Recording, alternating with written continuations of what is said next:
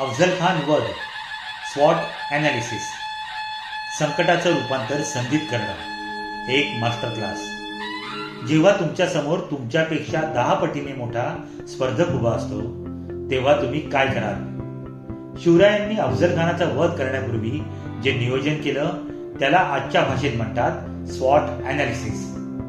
ही रणनीती समजली तर तुम्ही कोणत्याही संकटाला संधीत बदलू शकाल. महाराजांनी आपली ताकद आणि कमजोरी म्हणजेच स्ट्रेंथ आणि विकनेस ओळखली होती. मोकळ्या मैदानात खान प्रबळ होता म्हणून त्याला प्रतापगडाच्या जावळीत ओढलं. खानाचा अहंकार ही त्याची कमजोरी होती आणि सह्याद्रीची झाडी ही महाराजांची संधी म्हणजे ऑपॉर्च्युनिटी. खानाची ताकद तिथेच संपली जिथे महाराजांचं नियोजन सुरू झालं. बिझनेसमध्ये उतरण्यापूर्वी स्वतःचं स्वॉट ॲनालिसिस करा. तुमची ताकद काय आहे, स्पर्धकांची कमजोरी कुठे आहे, मार्केटमध्ये कोणती नवीन संधी आहे आणि धोके म्हणजे थ्रेट्स कोणते. जो शत्रूच्या थ्रेटला आपल्या ऑपॉर्च्युनिटी मध्ये बदलतो तोच खरा बिझनेस लीडर.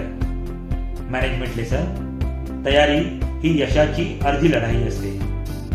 अफझल खान भेटीच्या वेळी महाराजांनी अंगात चिलखत आणि हातात वाघनखं लपवली होती, म्हणजे प्लान बी सुद्धा सज्ज होता.